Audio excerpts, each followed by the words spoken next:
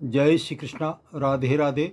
ज्योतिष एकाग्र चैनल में आप सभी का हार्दिक स्वागत, हार्दिक अभिनंदन। बंधुओं, आज मैं गुरु के रहस्य के बारे में बताने जा रहा हूँ। गुरु क्या क्या कार्य कर सकता है, इसके बारे में संक्षिप्त जानकारी देता हूँ। गुरु की जो राशि है वो धनु और मीन राशि का ये स्वामी होता है। कर्क राशि इसकी उच्च राशि कही जाती है और मकर राशि 5 अंश तक परम नीच की कही जाती है। उसके उपरांत वो मकर नीच की राशि बन जाती है, मकर राशि।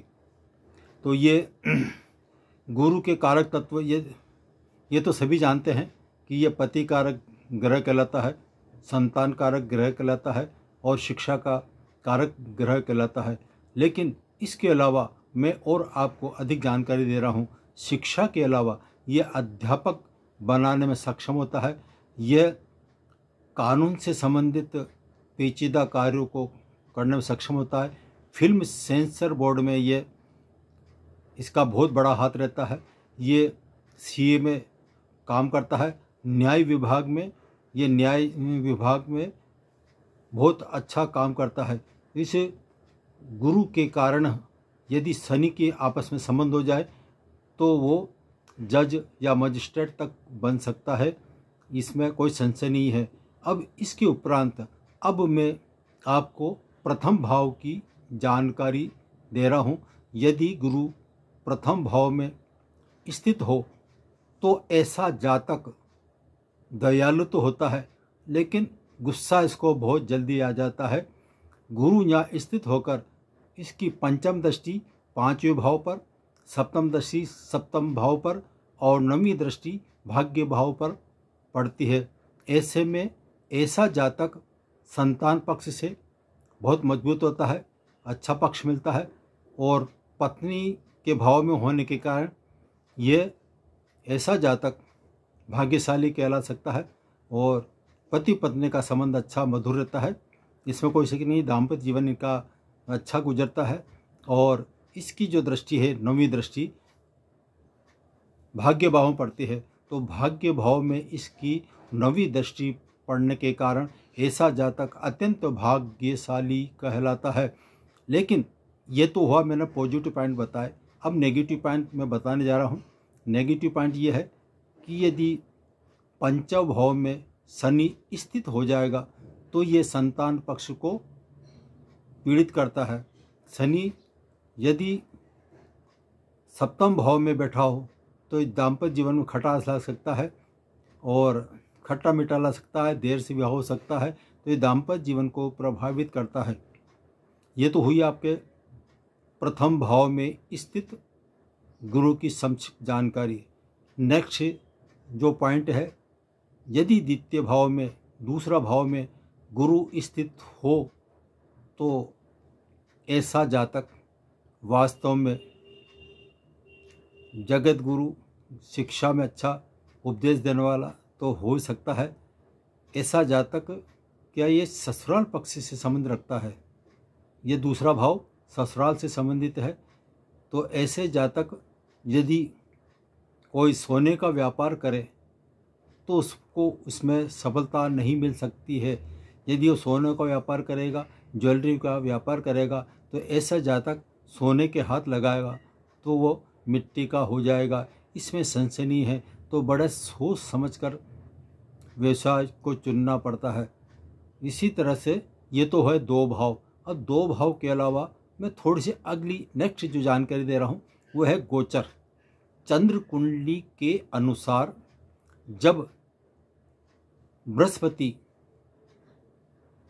किसी भी राशि में आता है तो चंद्र कुंडली के अनुसार वो उसका फलित कहा जा सकता है। जैसे मेष राशि में यदि मेष राशि का चंद्रमा है और मीन राशि में यदि बृहस्पति आता है, देवगुरु बृहस्पति आता है, तो ये अपने 12वें भाव में कहलाएगा।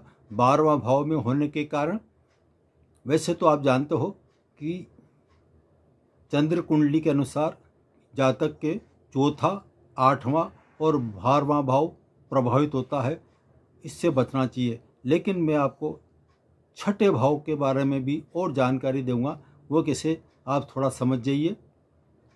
यदि मेष का चंद्रमा है और मीन राशि में बृहस्पति गोचर कर रहा है, तो वो 12वें स्थान में आएगा। 12वें स्थान में बैठकर वो सप्तम दृष्टि से रोग, रिपु, ऋण पर दृष्टि डालेगा और 9वीं दृष्टि जो पड़ेगी उसकी वो पड़ेगी अष्टम भाव पर, क्योंकि 12वें भाव में छठा और 8वां भाव प्रभावित होता है। तो ऐसे में ऐसा जातक इस अवधि में जब मेष राशि की चंद्रमा हो और मीन राशि में गोचर कर रहा हो, तो ऐसा जातक रोगी हो सकता है, बार बार उसका स्वास्थ्य बिगड़ सकता है, हॉस्पिटलाइज हो सकता है, या अचानक चोट चपेटे आ सकते हैं, एक्सीडेंट हो सकता है। इससे सावधान रहना अति आवश्यक है। ऐसे में हमें क्या करना चाहिए? हमें विष्णु सहस्त्रनाम का पाठ करना चाहिए, तो गुरु के प्रकोप से हम बच सकते हैं। दूसरा उदाहरण मैं एक और बताता हूँ।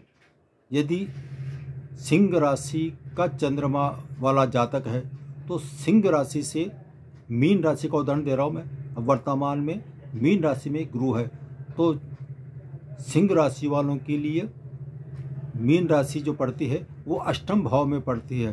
तो अष्टम में होने के कारण ऐसा जातक चोट चपेटी की घटनाएं इसके साथ हो सकती है।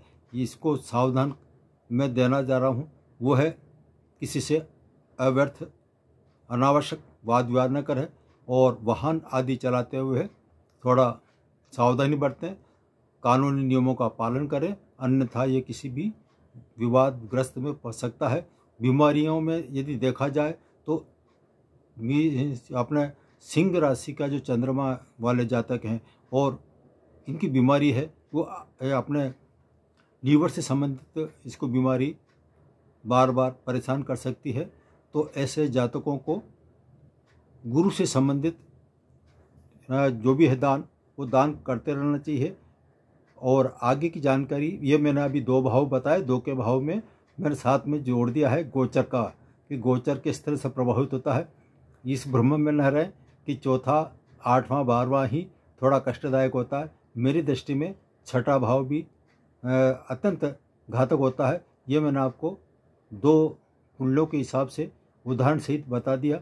अधिक की आपकी रुचि होगी तो मैं सारे 12 भाव में आपको एक एक करके सबका बताऊंगा, लेकिन आपकी रुचि होने पर ही मैं ऐसा कार्य करूंगा। जैसे